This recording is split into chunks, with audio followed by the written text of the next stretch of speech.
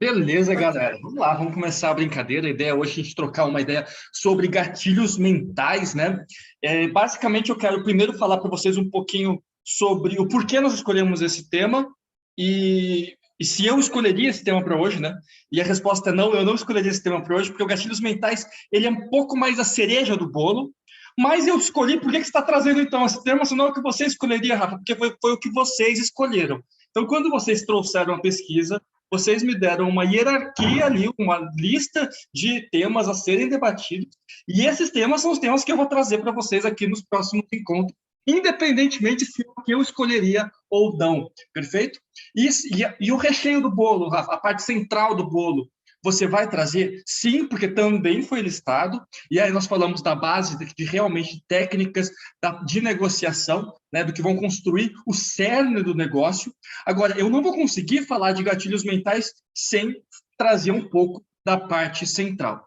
E por que nós estamos falando aqui de gatilhos mentais? Porque mesmo que estejamos falando da parte da cereja do bolo, especificamente tem uma relevância ridícula você conseguir entender os gatilhos mentais. O que eu quero que você tome cuidado com esse nosso encontro hoje? Para você não falar, isso eu já faço. Porque todas as coisas que eu for falar aqui, você já fez. Não tem nada aqui que é uma grande novidade. Porém, ao conhecer todas essas coisas que você já fez alguma vez na vida e que você, às vezes, naturalmente faz uma ou outra, mas conhecer todos os recursos, você vai começar a poder escolher quais os recursos que você vai utilizar em cada momento.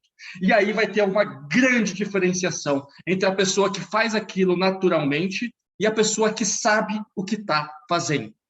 A pessoa que sabe o que está fazendo vai começar a entrar no processo de melhoria contínua. E quando iniciar uma negociação, vai bolar um planejamento da negociação e parar para pensar, nessa negociação eu vou usar este e esse recurso, essa e essa tática. Se ele utilizar essa tática aqui, eu tenho essa contra-tática.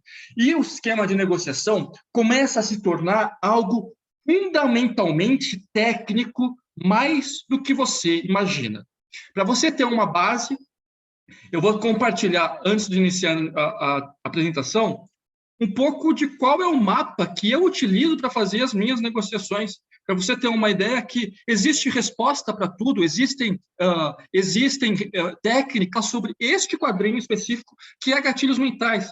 Mas aqui a gente poderia discutir sobre fontes de poder, sobre táticas e contra-táticas, sobre técnicas básicas, que é um tema também amplamente discutido na Universidade Jazz. Tá? Então, muitas das coisas que estão aqui já foram conversadas na Universidade Jazz. E hoje nós vamos trazer uma abordagem um pouco mais atualizada e pretendo eu chegar no final e a gente conseguir trazer isso para uma dinâmica, que é o momento que eu acredito que a gente fixa de verdade. Perfeito? Comecemos, então, pelo tema em si. O que é gatilho mental? Gatilho mental, basicamente, originalmente foi abordado por Daniel Kahneman no livro Think Fast and Thinking Slow. Pense rápido e pense devagar. Eu não sei o título desse livro em português, mas se você colocar Daniel Kahneman, você vai encontrar, tá? Quando é em inglês, que é o que eu tenho um pouquinho mais de facilidade, eu tento ler no original, né? Então, esse é um livro que eu li, consegui ler no original. E, basicamente, a ideia é que você conseguir entender os momentos em que as pessoas têm um pensamento rápido e têm um pensamento devagar. Né? A frase clássica daqui, e quem já viu a Universidade de Jazz chegou nessa aula, talvez já saiba a resposta, não fale, por favor, quantos animais de cada espécie Moisés colocou na arca? E a resposta de muitas pessoas é 2, mas a resposta certa é 0, porque Moisés não colocou nenhum animal na arca. Moisés nunca foi para a arca, quem foi o Noé, não é? E você sabe disso. Porém, quando eu ativo o seu pensamento rápido, eu faço com que você chegue às conclusões que eu gostaria que chegasse, porque as decisões são tomadas emocionalmente e não racionalmente. Conseguir entender racionalmente como você faz com que o outro chegue emocionalmente às decisões é o que nós chamamos de gatilhos mentais. Na prática, é muito mais fácil de a gente conseguir entender ao que se refere. Eu vou começar com um que mais prático possível. Não, vamos começar com a cadeira. Perdi um slide aqui, especificidade. Vamos lá. Vamos supor que eu diga para vocês que no Brasil existem 300 mil corretores de imóveis. E eu diga para vocês, na sequência, não são 300 mil, são 297.468 corretores de imóveis devidamente credenciados no CRES, né? Tirando os que trabalham sem estarem credenciados, como bem sabemos que existem. Você acredita mais no primeiro número ou no segundo, que é mais específico? Perceba, são só números. Estatisticamente, a chance é a mesma de eles estarem corretos.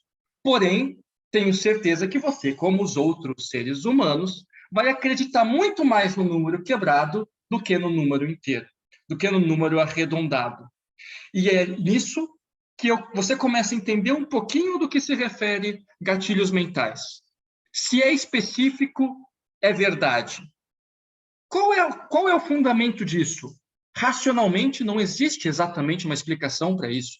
Mas se você começar a dar os números quebrados, as pessoas vão começar a acreditar mais no que você fala, porque você está utilizando um gatilho mental a seu favor. O pensamento na cabeça das pessoas é, se é específico, é verdade. Então, você, ao invés de... Como você pode utilizar isso no mercado imobiliário? Tá? Eu vou passar pelos temas. O que eu quero agora é que você pegue, desde já, uma caneta e um papel e anote, em uma escala de 1 a 10, o quanto você utiliza esse gatilho. E do lado, você coloca um outro número de quanto você poderia utilizar. Então, vamos supor, especificidade, né? Quando você vai falar o valor de algum imóvel, você pode trazer uma proposta ou uma contraproposta com os números quebrados, porque isso traz uma explicação mais exata e lhe dá mais poder de negociação.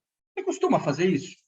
Quando você vai marcar um horário com um cliente seu, você pode, por exemplo, marcar um horário e uma hora quebrada.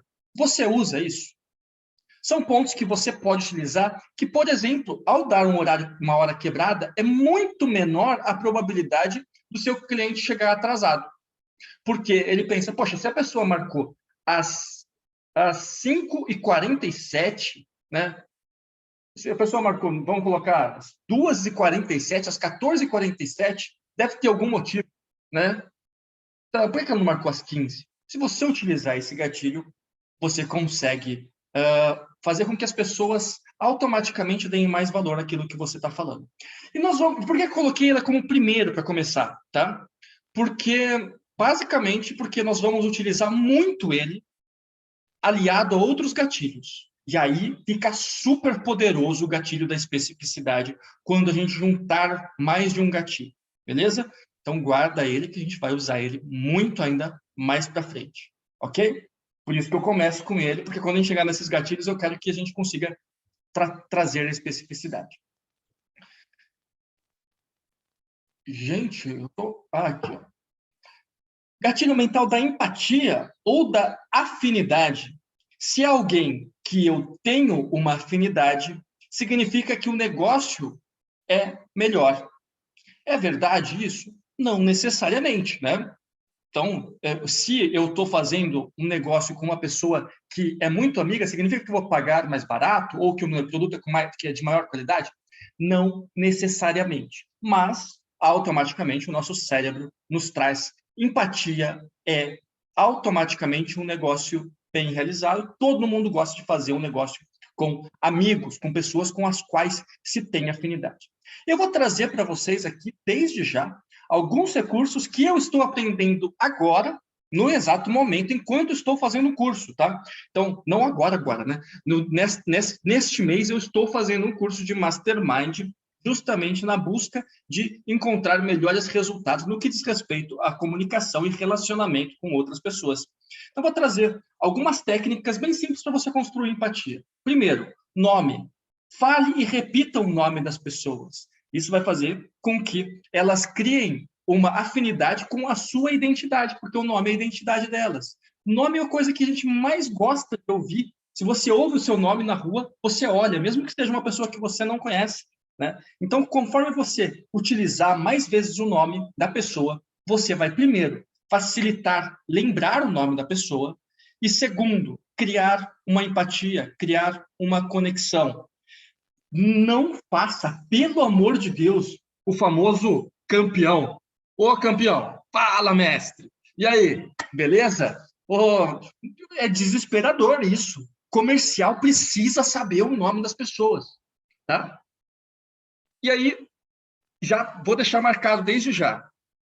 A pergunta que eu faço para você é: você exercita a empatia no seu dia a dia? Quer ver? Hoje, eu tomei café numa padaria, lá em Salto.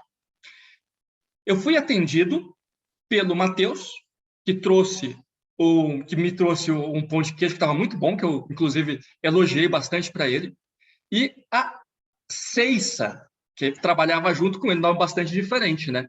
E fui atendido basicamente pelo Matheus e pela Ceissa. A pergunta que eu faço é: se você vai para uma padaria, você lembra o nome das pessoas que te atenderam? Se não, você perde uma excelente oportunidade de exercer a sua empatia. Eu saí de lá, parecia que a gente era amigo de infância, juro, né? A gente saiu rindo, feliz, né? Então, utiliza isso. Quer ir um pouquinho mais a fundo? Pergunta para as pessoas com o que elas trabalham. Simples. Isso para o cliente, cara. Você se surpreenderia o resultado que você consegue chegar em perguntar para o seu cliente coisas um pouco mais pessoais. Não se preocupa com invadir o espaço da pessoa. Conversa com ela como se ela fosse uma pessoa igual a você, porque na verdade ela é, né? Então, se você está conhecendo uma pessoa, o que você faz? Você segue essa linha aqui. E aqui você tem um assunto para conversar com qualquer pessoa. Você, primeiro, nome, e aí, tudo bom? Como é que você chama? Opa, Rafael, beleza, Rafa. Bacana, e você trabalha com o quê? Né? Fala com o seu cliente. Quando ele for perguntar, trabalho com X? Bacana. E isso aqui é fácil, né? Porque se você está falando de casa, aí a origem é mais fácil, né? E você está procurando casa aqui, você é de onde? Quando a origem, com falando de casa, ainda faz parte do métier. Via de regra, se eu abordo uma pessoa aleatória, e é algo que eu tenho feito cada vez mais no meu dia a dia, esse é o ponto de churn, porque o nome e trabalho são coisas que você fala para passar o tempo. Agora, quando você fala para a pessoa, você vem de onde? Geralmente é o momento que a pessoa se sente à vontade para se abrir. Tá? Então, esse vai ser, inclusive, um exercício que eu vou colocar na Universidade Jazz. Perguntar para pessoas aleatórias para se conseguir saber nome, trabalho, origem e família. Uma vez que a pessoa fala de onde ela vem, aí fica mais fácil de você falar família. E o avançado disso, Rafa, continua? Sim, isso aqui se chama técnica do empilhamento e é uma técnica para se conseguir achar assuntos e conversar com qualquer pessoa. Né? Então, a partir daqui, ainda você vai falar de viagens. Qual foi o lugar que você foi viajar que foi legal? Depois de viagens, você vai falar de hobby, depois de metas e depois de trabalhos sociais que a pessoa faça. Nesse ponto, você consegue conversar sobre vários assuntos e entrar profundamente na vida da pessoa. Se você trabalhar só com os 4 primeiros, já é mais do que o suficiente para você ganhar uma empatia, ganhar afinidade e conseguir fazer com que o seu cliente não seja mais um cliente, seja uma pessoa. E você deixe de ser um corretor e se torne uma pessoa, os dois ganham afinidade. Beleza? Cara, isso daqui é um momento de virada. Aqui não é... se você usar a técnica, deixa de ser um gatilho mental, tá? Não é só uma forma de criação rápida de afinidade, tá? Aqui nós estamos falando de de gerar confiança e muitas vezes gerar um networking realmente, tá? Então, pensa em quanto você utiliza isso no seu dia a dia. E se você começar a treinar tenho certeza, treinar nas possibilidades que você tiver no restaurante, na farmácia, na fila do supermercado, no cinema, né? Se você treinar, vai ser fácil quando você tiver um cliente junto, de ter esse mesmo início, e esse início é basicamente o rapport. Beleza? Autoridade. E por que eu coloquei autoridade entre parênteses? Porque a gente vai trabalhar com a autoridade de uma forma não tão convencional como o gatilho funciona. A autoridade do gatilho mental, inicialmente trazido por Robert Cialdini, no livro Armas da Persuasão, trata-se basicamente de emprestar uma autoridade de alguém. Então, quando eu falo para vocês, por exemplo, é muito importante ter escutativa. Veja, por exemplo, Rubem Alves. Rubem Alves vai nos falar que é na escuta que o amor começa e é na não escuta que ele termina. Percebe que eu peguei uma autoridade emprestada de uma outra pessoa e isso confere às minhas palavras mais veracidade, né? A pessoa vive numa outra época, talvez vive em outro país que eu fiz a citação, tem mais validade as palavras dela do que a minha? Talvez seja uma pessoa que nem você conheça, nem eu conheça, né? Não necessariamente. Mas quando existe a citação, existe uma veracidade ali, imediata, emocional, tomada como verdade, ok? Agora, no seu dia a dia, você consegue construir autoridade, vamos voltar, através da especificidade. Olha só, se você chegar, e aí você cria autoridade para você mesmo, e aí, por isso eu coloquei entre parênteses, deixa de ser um gatilho mental, passa a ser uma demonstração de valor realmente. Porque aí existe valor na pessoa que está te atendendo, saber até os centavos de tudo, né? Porque aí realmente aquela pessoa sabe o que fala. Então perceba, se você for visitar um imóvel, saber quanto ele tem de frente, até os centímetros, de fundo até os centímetros, a data de construção daquele empreendimento, né? As metragens até os centímetros, tudo a respeito daquele imóvel até os centímetros, a pessoa automaticamente te toma como autoridade. E se ela te tomou como autoridade, ela descarta o resto. Automaticamente fideliza, porque todo mundo quer ser atendido pelo melhor. Todo mundo, isso inevitavelmente, né? Ninguém quer ser atendido por uma pessoa que não traz segurança. Se você consegue utilizar bem a especificidade, você começa a construir autoridade. Então, o que você vai se dar a nota aí no exato momento para a autoridade, o quanto os seus clientes te veem como autoridade. Perfeito? Você tem conseguido se transformar em autoridade ou não, tá? Você pode também alimentar essa galera com conteúdo, mandar uma mensagem de WhatsApp, dando alguma notícia sobre o mercado imobiliário, né? Tudo isso vai fazer com que você se torne a autoridade, beleza? Reciprocidade.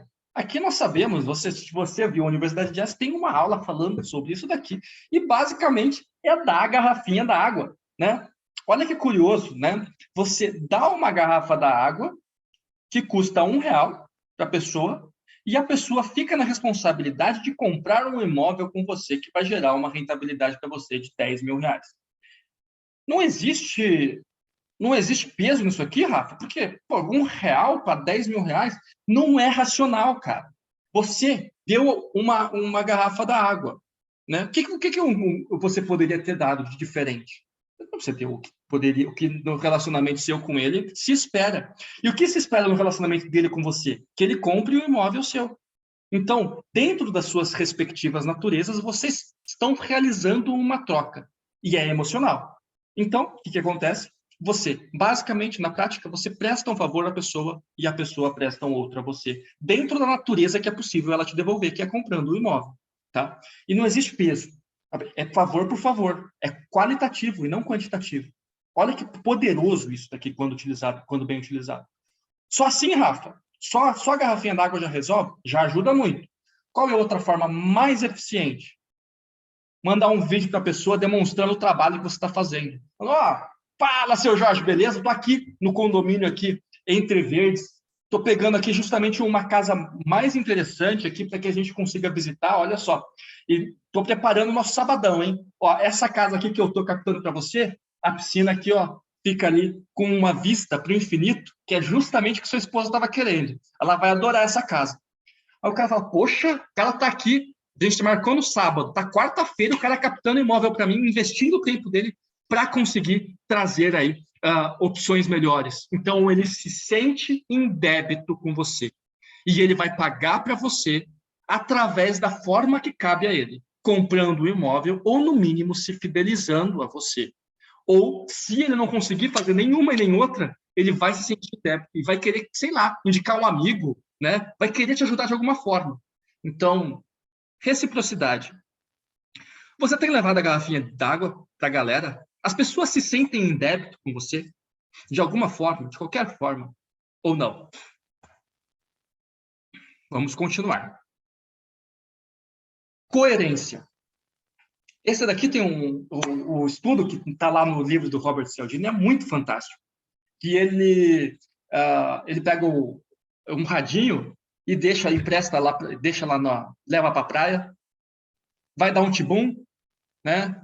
E volta, vai dar um tibum e vem uma pessoa e rouba o radinho e sai correndo, né? E ele volta, o radinho sumiu. E tem uma galera do lado, né? O que acontece? Ninguém vai defender o radinho. Agora, quando ele vai lá e fala pro pessoal do lado, dá uma olhada aqui para mim, que eu vou dar um tibum e já volto. O que aconteceu? 90% das pessoas se tornaram assíduos defendedores do radinho da pessoa, um negócio completamente sem valor, né? Então, provavelmente, elas nem iriam defender se aquele rádio fosse delas, né? Se fosse um negócio delas, ela fala, não, deixa eu levar, pelo amor de Deus, né? Não vou ficar arriscando minha vida por causa de um negócio que custa R$10. Agora, como a pessoa que foi dar o tibum falou para ela, olha para mim, ela quis ser coerente com o acordo firmado. Todo mundo quer ser coerente com o acordo firmado. Isso não diz nem respeito a uma decisão nossa. É muito desagradável se ser coerente. E como que eu consigo fazer isso, Rafa? Fazendo acordos e cumprindo. A pergunta é, você faz acordos com os seus clientes? Qual é o acordo que eu posso fazer? Por exemplo, Rafa, primeiro acordo, você pode falar para a pessoa que você vai chegar lá às 4h07. E se você chegar às 4h08, você não foi coerente. Entendeu? Cumprir com um acordo que foi firmado. Você pode, por exemplo, falar para a pessoa que depois do atendimento você vai mandar para ela um WhatsApp com opções no condomínio do lado até tal horário. E aí, se você manda, a pessoa fala, ela fala não, ela pensa. Pensa não, ela sente. Ela sente assim, esse daqui é um cara coerente. E ele cumpre com os acordos firmados. E isso te coloca em uma posição superior. Só que isso só acontece se você tiver o hábito de criar acordos com os seus clientes. A pergunta que eu te faço aqui é o seguinte, você cria acordos com os seus clientes? Vou mais a fundo. Ao fim de cada conversa que você tem, cada interação, você tem com os seus clientes uma ação e uma data a ser executada, né? Então, beleza. Então, nós visitamos aqui os imóveis, gostou de algum? Ah, gostei, mas eu vou dar uma pensada, Rafa. Ok, vai dar uma resposta? Vou dar uma resposta. Você dá uma resposta até quando? Aí você tem uma data. Ah, até amanhã. Beleza, segunda-feira, vou anotar aqui, até amanhã ele dá a resposta. Então, sempre saia de tudo com um acordo firmado. Acordo firmado, muitas vezes, na maior parte das vezes, não significa negócio fechado. Significa uma próxima ação fechada, com hora e data. Beleza? Então, coloca aí uma nota aí da coerência. Para continuar, escassez. Escassez é fortíssimo. Dá super certo. Tive que perder para dar valor, né? A pessoa, ela... Quer ver? Olha que curioso. Agora a gente está ouvindo muito, agora está difícil de ter festa, né? Mas qualquer evento que você for, pagode anos 90. Pô, o negócio sumiu, desapareceu, né? O sertanejo, Chitãozinho, Chororó, né? Ele desaparece, as coisas desaparecem do mapa e depois de algum tempo as pessoas sentem falta e querem de novo. Isso é o sentimento de escassez. Quando se perde, volta a se dar valor. A pessoa tem mais medo de perder do que vontade de ganhar. Então, olha que interessante. Se você... Tem uma mosca enchendo o saco aqui, né? Se você demonstrar para a pessoa a possibilidade de perda, ela tende a tomar a decisão. E qual é o cuidado que você tem que tomar?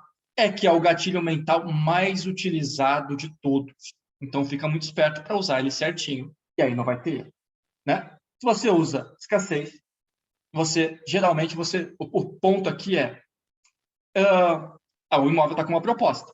Beleza. Agora, o imóvel está com uma proposta. Se você falar só assim, não, tem outra pessoa que está interessada que também deu proposta. Dificilmente a pessoa acredita, porque é muito batido. A pessoa duvida de você. Agora, se você falar, olha, estou com uma outra pessoa que está... Vamos juntar com especificidade novamente. Tem uma outra pessoa interessada nesse imóvel que tem que colocar um apartamento lá em Mansão Santo Antônio como parte do pagamento. E aí o proprietário não está muito interessado. Eu acredito que se a gente entrar hoje, entrar com uma proposta, a gente consegue entrar na frente. Eu queria que você desse uma nota para o quanto você tem conseguido utilizar aí o gatilho da escassez no seu dia a dia. Beleza? Com a especificidade, fica super legal de se utilizar. Vamos lá? Prova social. Se você gosta do que mais pessoas gostam, você vai para o restaurante que está cheio. O restaurante que está vazio, você não tem interesse em ir pela prova social.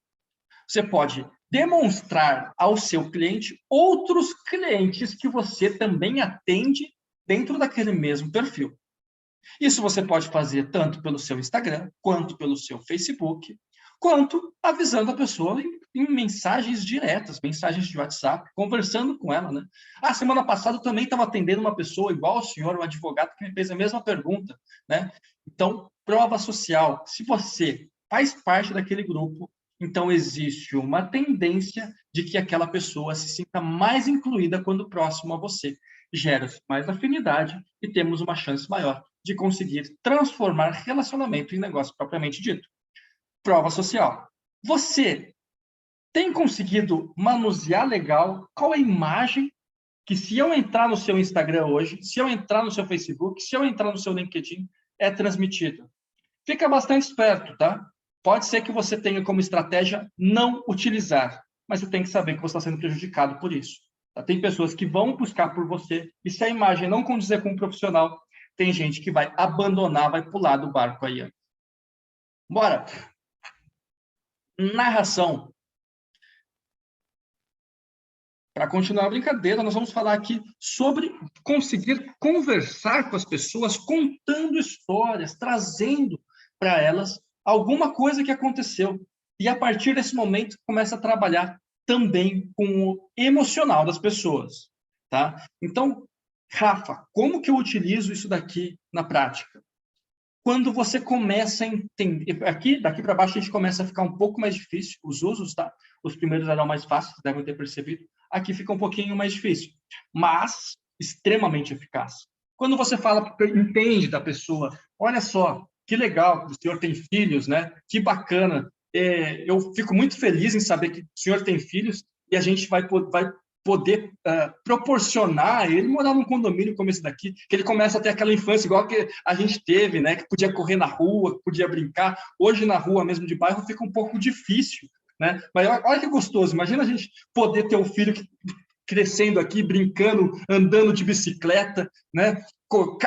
Às vezes caindo, né? Aqui, brincando com os cachorros, né? Isso que é a infância, que é de infância de verdade, né?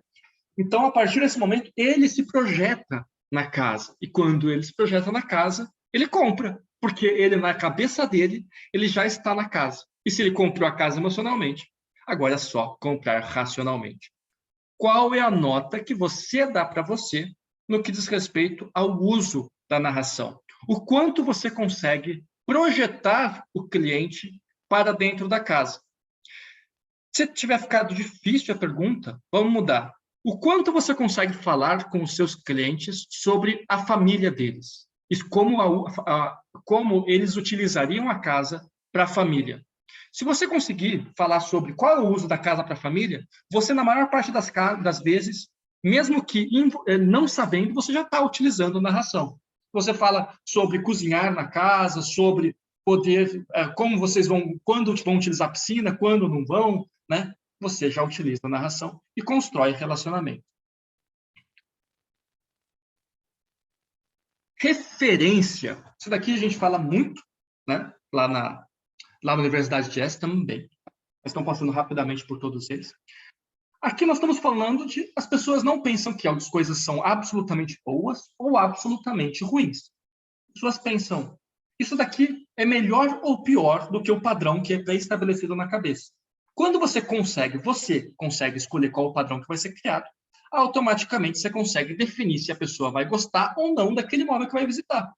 Então, aqui a dica é, comece pelo imóvel mais simples. E é lógico que para isso você precisa conseguir descobrir qual é o perfil desse cliente. Começa por um imóvel mais simples. E depois você vai melhorando a qualidade dos imóveis a serem visitados. Beleza?